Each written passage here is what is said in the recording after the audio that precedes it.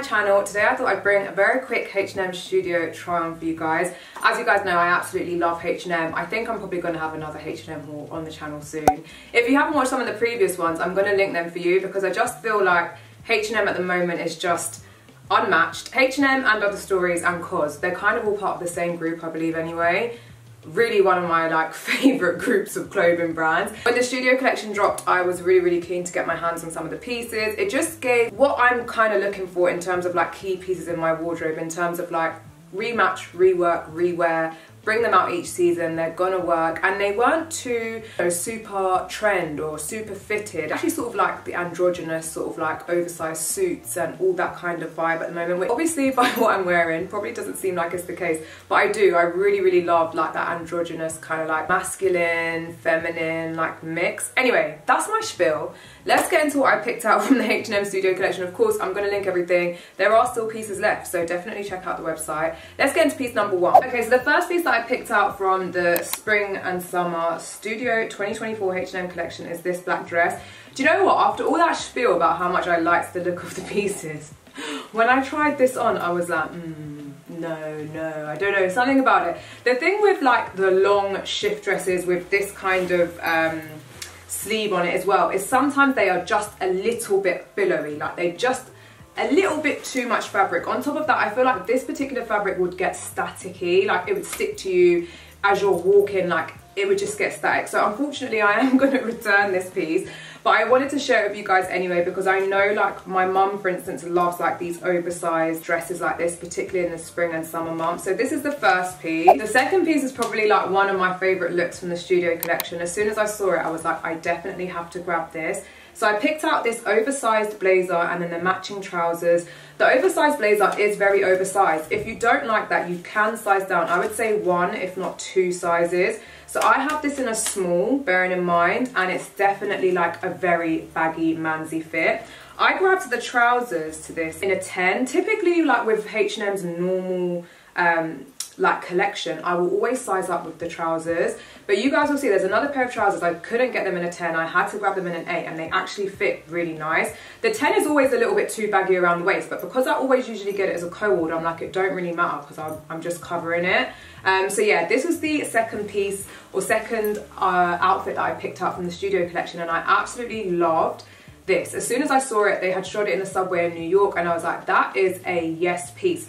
The reason why is because it reminds me of a lot of what we're seeing on the runway at the moment, which the studio collections kind of always have a nod to the classic runway shows and classic runway looks. And I think if you're looking at Fashion Week and the Fashion Month from a couple seasons back, I don't know, I feel we're kind of going into a little bit more wearable. We're going into more baggier, looser silhouettes, and I think this lends really well to it. Like I said though, definitely oversized. You can probably size down 1, if not 2 sizes with the blazer. This next piece, yeah, I really like this next piece. This I picked up in a size small. It's the waistcoat, but it's kind of cut differently. So it comes up high in the middle, and it also comes high up in the middle at the back as well. And then you just have these 2 pockets either side, which the quality and the fit and everything with this, the only thing is I paired it with these faux leather shorts, which aren't the best quality. So I just feel like it didn't do it as much justice. I think I'm going to switch it out for, I've got a cargo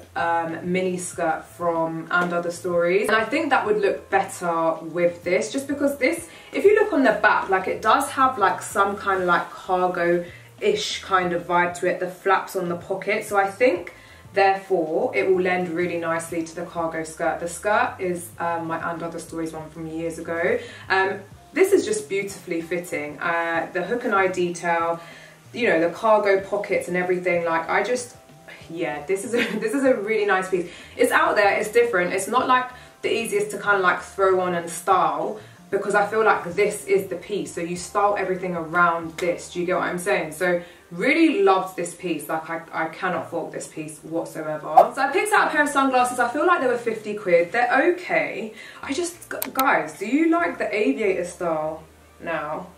Excuse me, because the ring light's probably going to kill this a little bit. That's a little bit better. I don't know how I feel about them. Let me know. I've got a big head and a big face, so I do usually wear big glasses. Do you know what I mean? So I don't know. I don't know if I like the square ones. Do you know what it is, yeah? Let me tell you something, and I think I said this in another haul recently. them and Other Stories Angular cat eye sunglasses that are £27 or £29. I can't remember what price, they're just it. They're all that in a bag of chips. Like, you don't need any other sunglasses, it's just as simple as that. So every time I get a new pair, I'm like, but they just don't add up, and these are double the price, so I'm like, maybe I'm gonna run these back. Anyway, I picked up this from the Studio collection as well. This is like, do you know what? I want to say they have a matching skirt to this, but when you wear it with the matching skirt, it becomes a little bit more of a chic kind of vibe. I was going to wear it with like jeans and like a little bit more of a casual vibe. So this I picked out in a size small. I believe it's like a mohair blend. Really nice. They did also have this in a red, which I thought was interesting. I did just do a cos haul and I have a really striking red dress in there, so I didn't want to get this in the red as well. But yeah, definitely very sort of like see-through.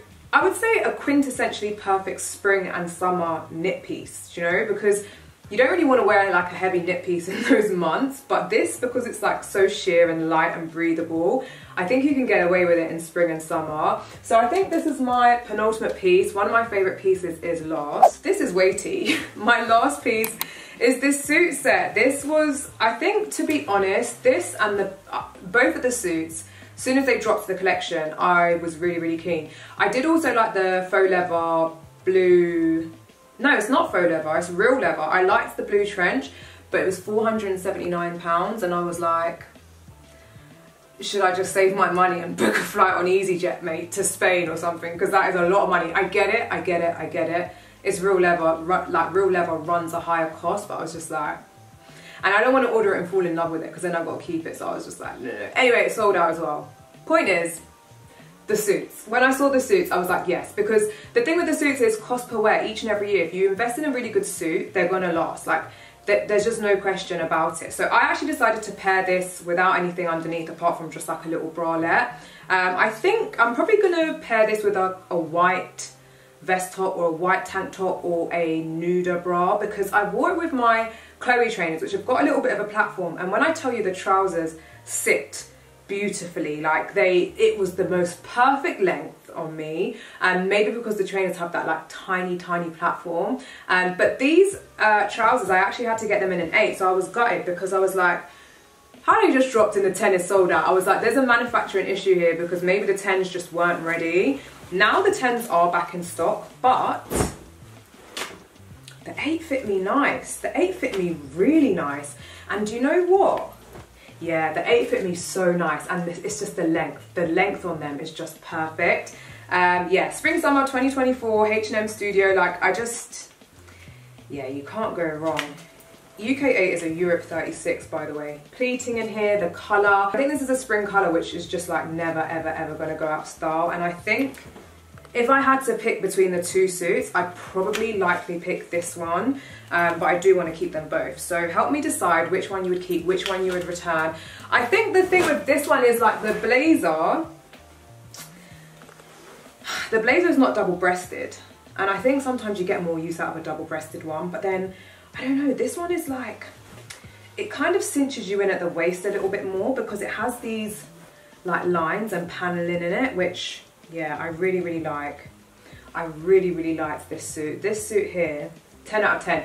Like I said, when I saw the collection, I knew I had to get this. I was talking to my mum about the collection on the phone. My mum was like, yeah, I've seen that coat that they've got with a bit of string tied around it. And I was like, yeah, no, I'm not going to go for that. But that bit of string was like £50, I want to say. But anyway, that is my H&M Studio pieces that I picked up. So that completes my very quick H&M Studio review. Comment below, let me know if you guys managed to get your hands on some of the H&M Studio pieces. Like I was saying at the beginning, I love H&M, and I've seen so many amazing spring summer pieces on the website, so you can definitely expect another H&M haul very soon. I just think, honestly, like, they just, them and Other Stories, Cos, Mango, I just think they're very untouchable right now. It's funny, I used to love ASOS. ASOS does not, like, doesn't hardly features for me anymore. Like, between those retailers that I just mentioned, they just have me covered. So that is my quick little H&M review. Please comment, let me know what you guys thought.